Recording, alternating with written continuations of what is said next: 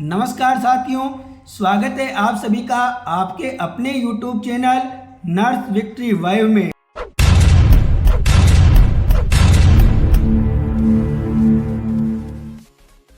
चर्चा करते हैं चिकित्सा विभाग राजस्थान नर्सिंग पैरामेडिकल भर्ती 2023 के अंतर्गत जो नर्सिंग ऑफिसर भर्ती 2023 है उसके बारे में। जैसा कि आप लोगों को पता है कि दिनांक 9/1/2025 को विभाग के द्वारा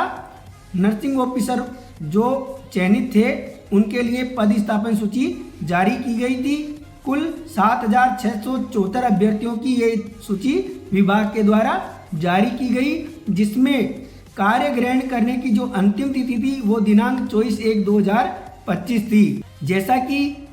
विभाग के द्वारा आदेश निकालकर बार बार अंतिम कार्य ग्रहण की तिथि में अभिवृद्धि की जा रही है, उसी के आधार पर ये आदेश निकला है 18/3/2025 को, जिसमें नवचयनित नर्सिंग ऑफिसर थे उन अभ्यर्थियों को जो पूर्व में 18/3/2025 तक कार्य ग्रहण करने की अभिवृद्धि की गई थी उसको बढ़ाकर विभाग के द्वारा अब अंतिम तिथि में जो अभिवृद्धि की है वो दिनांक 9/4/2025 तक करी गई है। साथियों, ये आदेश निदेशक अराजपत्रित श्रीमान राकेश शर्मा जी के द्वारा जारी किया गया है। ये बार बार अंतिम जो तिथि है कार्य ग्रहण करने की, इसमें अभिवृद्धि की जा रही है। ऐसा किसी भी भर्ती में नहीं हुआ है कि लगभग 2 माह बीत चुके उसके बाद भी लगातार विभाग के द्वारा कार्य ग्रहण करने के लिए जो अंतिम तिथि है उसमें अभिवृद्धि की जा रही है। तथ्यों की माने तो लगभग 90 से 95% अभ्यर्थियों ने अब तक ज्वाइन कर लिया है और कुछ अभ्यर्थी ऐसे हैं जिनके पुलिस वेरिफिकेशन में रिमार्क डल गए, धाराएं आ गई। उसके लिए विभाग ने दोष मुक्ति के लिए एक कमेटी का गठन किया और कमेटी में जो अभ्यर्थी थे जिनके पुलिस वेरिफिकेशन में विभिन्न प्रकार की धाराएं थी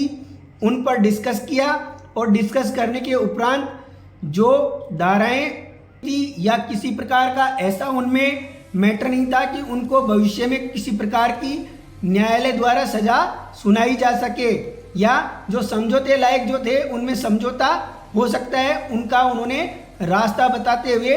और जो मैटर थे जो क्लियर हो गए उन अभ्यर्थियों ने भी ज्वाइन कर लिया। लेकिन अभी भी इसमें ऐसे बहुत से अभ्यर्थी हैं जिनकी पुलिस वेरिफिकेशन में जो धाराएं डली हुई हैं वो धाराएं ऐसी हैं कि भविष्य में वो न्यायालय में उन पर फैसला आना बाकी है, न्यायालय में विचाराधीन है, जिनको देखते हुए जो दोष मुक्ति के लिए कमेटी गठित की गई थी और विभाग दोनों ने उन अभ्यर्थियों को अभी तक ज्वाइन करने के लिए किसी प्रकार का शिथिलन प्रदान नहीं किया। इसके बावजूद भी इसमें जो अभ्यर्थियों को कार्य ग्रहण करने के लिए बार बार अभिवृद्धि की जा रही है। साथियों, सबसे ज़्यादा जो नुकसान होगा वो होगा जो अभ्यर्थी प्रतीक्षा सूची वेटिंग लिस्ट का इंतजार कर रहे हैं, उन अभ्यर्थियों को इसका नुकसान होने वाला है। वो इस प्रकार होने वाला है साथियों कि जो कई अभ्यर्थी कहीं और कार्यरत हैं और उन्होंने पूर्व में सोचा कि अपन जहाँ कार्यरत हैं इसी में कार्यरत रहेंगे, अपन इसको छोड़कर दूसरी जगह जाकर अब ज्वाइन नहीं करेंगे, और बाद में जब उनको बार बार इस अंतिम तिथि में अभिवृद्धि मिल रही है तो बहुत से लोगों ने समझाया कि भाई आपका ये डोमेस्टिक जगह है, यहाँ आकर आप कार्य ग्रहण कर लीजिए, ये मौका बार बार नहीं मिलेगा। तो बहुत से अभ्यर्थी अंतिम तिथि में जो अभिवृद्धि करी जा रही है उसके कारण आकर ज्वाइन कर रहे हैं। इससे जो वेटिंग लिस्ट है वो कम आएगी। दूसरी मैं बात करना चाहूँगा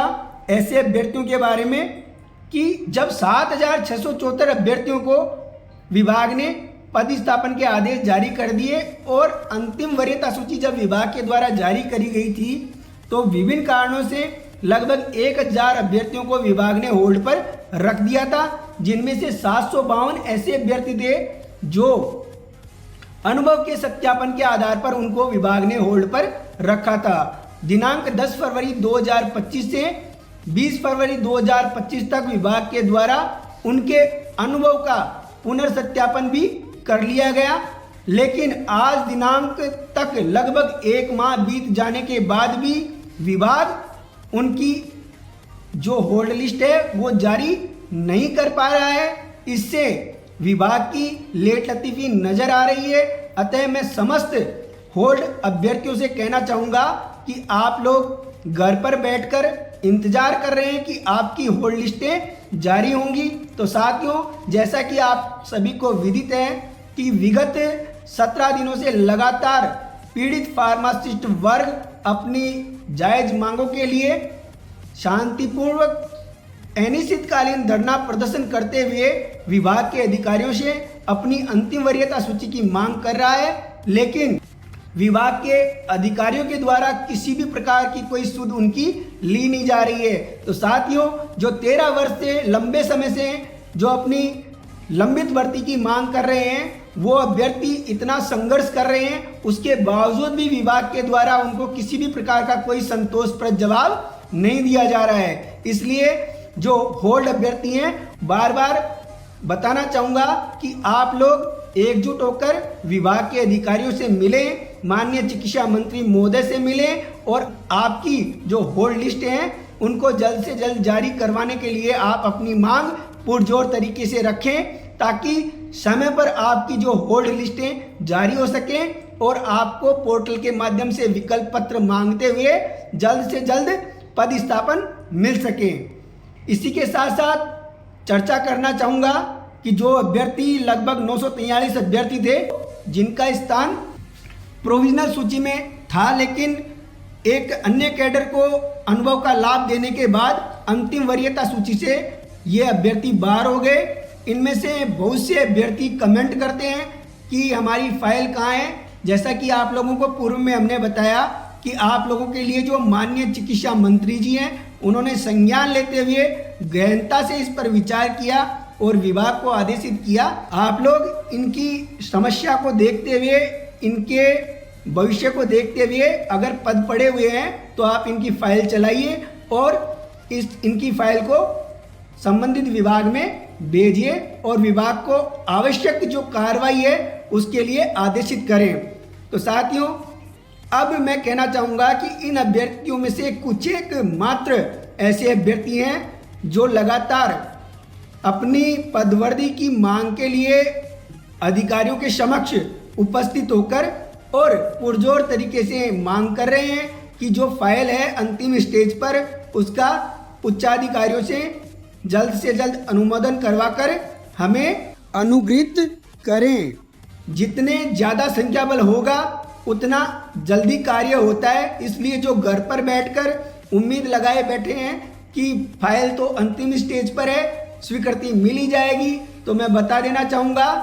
साथियों, इतना आसान नहीं होता है। आप लोग अपने साथियों से मिलें, एकजुट हों और एकजुट होकर लगातार आप विभाग के अधिकारियों से, माननीय चिकित्सा मंत्री साहब से मिलकर और आपकी फाइल जो चल रही है उसका अनुमोदन जल्द से जल्द कराने के लिए निवेदन करें, ताकि इसमें जो पदवर्दी की जो फाइल है इसका अनुमोदन हो सके और इसका विभाग के द्वारा आदेश जारी किया जाए। धन्यवाद। जय हिंद, जय भारत, जय नरसेज।